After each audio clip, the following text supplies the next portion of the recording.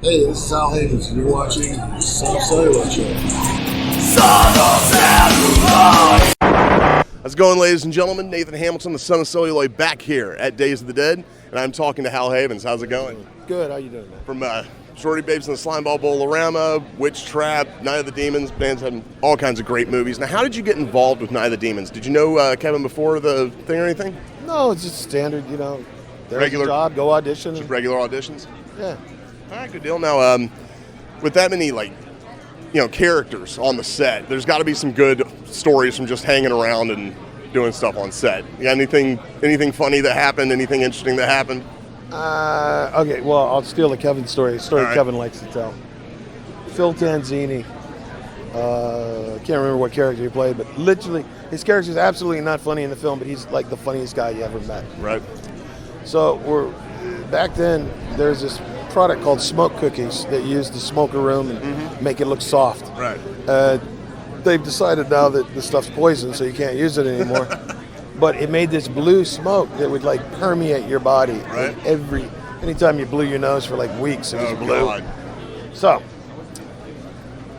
they're trying to decide if we have enough smoke. Mm-hmm. And they go, "Do we need more smoke?" And Phil Tanzini's sitting there, he goes, "Wait a minute, I'll check." And he sticks his finger up his nose, pulls it out, and it's all blue, and he's like, "Nope, we're good." We're good. Now, Stooge, of course, had the best lines in the movie, of course. Were any of those ad-libs, or was it all in the script? Yeah, most of them. No, a lot of it was in the script. I mean, Joe's a great writer, and a lot of Stooge was there on the page already. Right. The easy way to tell is the snarky lines were me. Okay. The funny lines, the clever lines were Joe's. All right, cool. Yeah, back in the day, me and my friends, when we first saw it, immediately adopted "Eat a Bowl of Fuck" as our battle cry, man. Yeah, that's John Belushi's, actually. Yeah. Now, Jill Terashita had told me that there was some spooky stuff going on in the house for real. Did you ever see any of that go on? No, I didn't, but everybody thought so. I did have one thing, though. It's after one of the really bad blood scenes, I had to go up and get cleaned up in the bathroom of the house. Right. Now, the problem with the house was there's no power. Okay. So it was always dark because we Yeah. were shooting at night. So you're walking around with lighters, big lighters trying to... So I go up and I get cleaned up and I go to leave the bathroom. And as I reach for the door handle, I hear somebody stepping about halfway down the hall. Right. It's a long house. And you hear this... It's what the hell? I knew I was alone. So I wait for a minute, nothing. I reach for the door handle, out there again. And this happens 5 times. I open the door, and there's no one there. And I look out, and I realize the floorboards go all the way through into the bathroom. As I move, I'm actually stepping on the other end of the board. Nice. There's always a plausible explanation, right? Basically scaring the shit out of myself.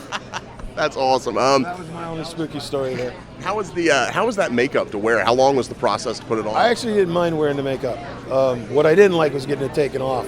Right. Because that really was uncomfortable. Yeah. And Jill was, Linnea was reminding me the one night that I was begging him to let me wear the makeup home. I was like, I'll just wear it home. I'll come back tomorrow. You fix it. It'll be fine. Right. Because it was just, they had these little tiny bristle brushes and solvent to get it off. And they would just sit there and stab you in the head with this brush. Right. For it took an hour and a half to take the makeup off. Jeez. Plus, if you were at home, you could hit a Waffle House on the way home and freak everybody out. Yeah, I actually did that once. I went across the street to the burrito store. Nice.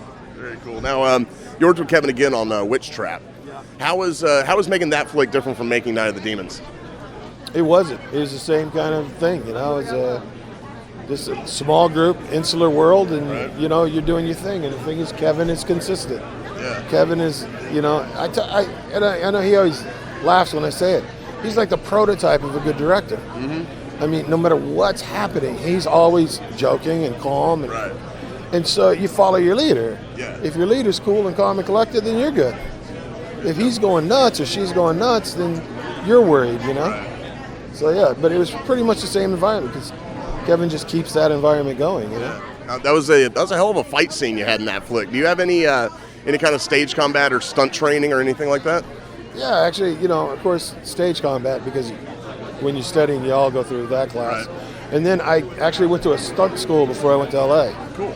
And I opened a stunt school near my hometown, so I went and learned to do easy stuff like fights and low falls and stuff like that. So, but yeah, look, I'm the fat guy. Right. If you're the fat guy, you better be able to do stunts. Yeah, pretty much. You're always going to be bouncing off of something. Now, Sorority Babes and the Slimeball Bowl-O-Rama is one of my favorite movies of all time. Can you give me any remembrances of making that flick? That was the same kind of thing, insular world, shooting at night. That's the weird thing about horror is you're always working at night, Right. which is cool because I kind of like that. But very insular world, and I remember because we were shooting that in San Diego, and I don't remember why, but I remember I kept having to come home. Right. And I kept driving every night back and forth to San Diego. That was a little hard. But, no, it was nuts. I mean, it's just, I'm trying to think. The only story I can remember, and it's not even that funny, but I laughed, was, I don't remember who it was. It was a DP or a gaffer or something. And he was trying to sleep. Right. In the hotel, and they kept wanting to make up his room for some reason. And they kept banging on his door. And it happened like 4 or 5 times.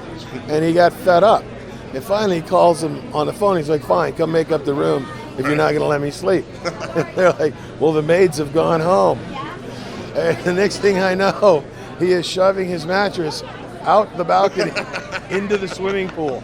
Everything from the room is getting tossed into the swimming pool. And he's screaming about needing to get his room made up. That's really what I remember from that one. After Night of the Demons and Sorority Babes, have you learned your lesson about going into large empty buildings with Linnea Quigley yet? You don't go anywhere with Linnea. Right. She will get you killed. Fair enough. End of story. Now, last question. If the bowling trophy imp actually in real life gives you one wish, what would it be? What did I wish for? I think it was gold. To get my nails done and my hair or something stupid like that. There you go. I don't remember what it was. What would my one wish be? Yeah. 2 more wishes. That is about the smartest answer I've heard, man. Thank you so much for sitting here and talking to me. And stick here on the Son of Celluloid YouTube channel for more interviews from Days of the Dead.